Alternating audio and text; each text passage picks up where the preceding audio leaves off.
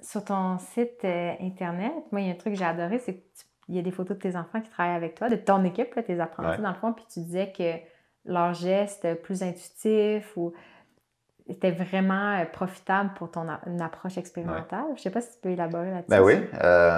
oui. Malheureusement, quand on grandit dans notre monde actuel, tout au moins, quand on devient un adulte, on nous apprend à être posé, à être raisonnable, à être logique, à être ci et ça et ça.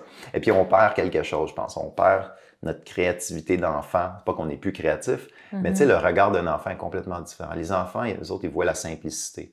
Nous, on voit tout compliqué. On s'imagine que tout est compliqué. Puis des fois, la réponse est dans quelque chose de très simple. Ça, à la préhistoire, ça marche bien.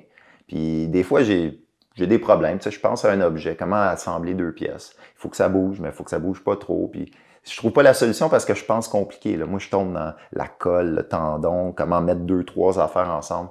Puis un enfant, lui, va juste prendre l'objet, puis il va dire, ben pourquoi tu l'attaches pas comme ça? Puis là, tu regardes ça, tu te dis, et boy, c'est vrai.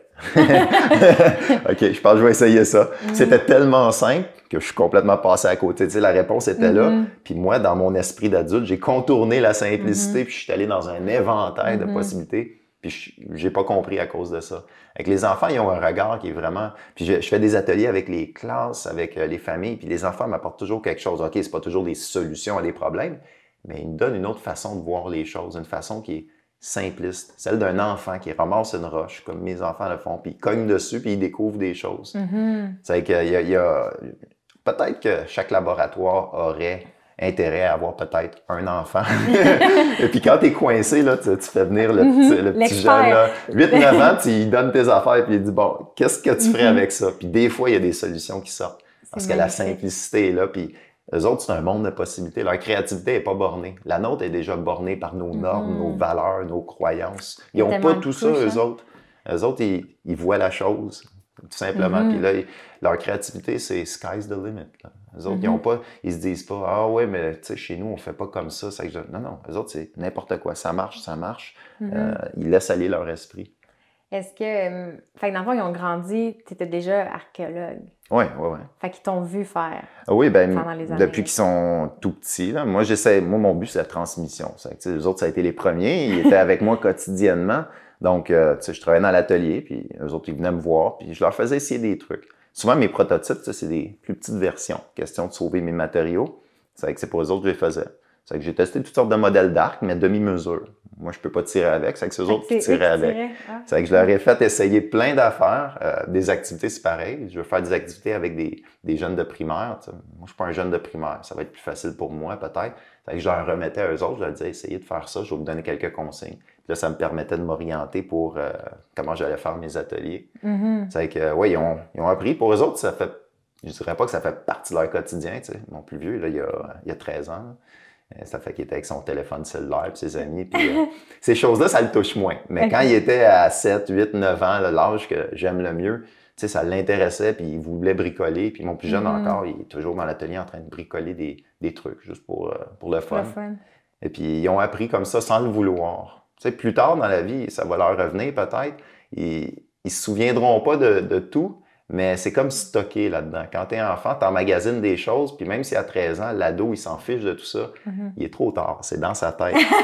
Un jour, ça va revenir et ça va lui servir. Puis il va être cool en maudit. Oui, ben c'est ça. En ce moment, être cool, c'est pas faire ces affaires-là quand t'as 13 ans. Mais quand il y aura, je sais pas, 25 ans, là, peut-être qu'il va y repenser, puis il va dire hey, « c'est donc bien cool ce qu'on faisait. » Puis ça fait que je leur ai donné une éducation qui est celle du monde moderne, mais qui est aussi celle-là. Ils sont comme dans deux mondes. Ils sont dans le monde préhistorique et dans le monde moderne en même temps. Mais leur relation à la nature doit être différente. J'ai l'impression qu'ils ont un regard plus, pas nuancé, plus fin. Ouais. Ah oui, on se promène dans la forêt, c'est comme moi. Là. Je veux dire, ils peuvent pas s'empêcher de ramasser des bâtons puis des roches. Puis des fois, ils savent ce que c'est parce que je leur ai montré, ils me voient ramasser des trucs. Puis mon plus jeune, il me surprend. Des fois, c'est fou comment il enregistre les choses. Tu leur as rien dit. Tu leur as même pas expliqué la chose, mais il t'a observé pendant des mois, pendant des années. Puis un jour, il voit une roche particulière, il la ramasse, puis il dit « Hey, je veux faire un couteau avec ça. » Puis tu réalises que c'est la bonne roche. Wow. Il savait que c'était cette roche-là. J'ai jamais dit, mais tu sais, il a tout enregistré. Fait qu'eux autres aussi, ils sont des ramasseurs dans la forêt, puis ils bricolent des trucs. Là c'est mon plus jeune là, qui est à l'âge de 10 ans, il est encore dans cet âge-là d'expérimentation. Là. C'est que, ouais, leur vision est certainement pas la même que celle de leurs amis qui ont grandi en ville, qui ont grandi avec les jeux vidéo. Les miens aussi ont des jeux vidéo, mais je veux dire, ils ont cette autre perspective. Ils verront pas la forêt comme leurs voisins et leurs amis, ça c'est sûr. C'est le fun de dire que plus tard, juste de manière pratique, s'ils sont dans le bois, là, ça amène tellement de débrouillardise. Moi, je pense que ouais, s'il y avait une gang d'enfants perdus dans la forêt, là, ce serait probablement les miens qui prendraient la tête assez vite. Parce que les autres, ils ont déjà une idée. Tu sais, pour eux autres, la forêt, c'est pas un endroit hostile. C'est pas un endroit où tu vas juste te promener puis tu retournes dans le confort de ta maison. Tu sais, c'est un endroit qu'ils reconnaissent qu'il y a du potentiel. Il y a de la bouffe ici, il y a des outils ici, il y a quelque chose à faire ici. Je peux peut-être pas là que je veux être, mais si je suis pogné là, tu sais, je peux m'en servir. Pas juste rester à attendre qu'on vienne me sauver. Ouais. Fait que, ce serait probablement mon cas. Ben, si tu connais pas la forêt, c'est tout ce que tu peux Exactement. faire. Merci d'être avec nous. Moi, c'est Vincent. Je suis normalement derrière la caméra. Si vous voulez faire partie du mouvement et apprendre avec nous comment améliorer le quotidien, venez nous rejoindre dans le Club Renard. C'est la meilleure façon de contribuer à la mission de Renard, puis vous allez avoir accès à plein de contenus bonus. Venez nous rejoindre au renard.ca/club. À bientôt!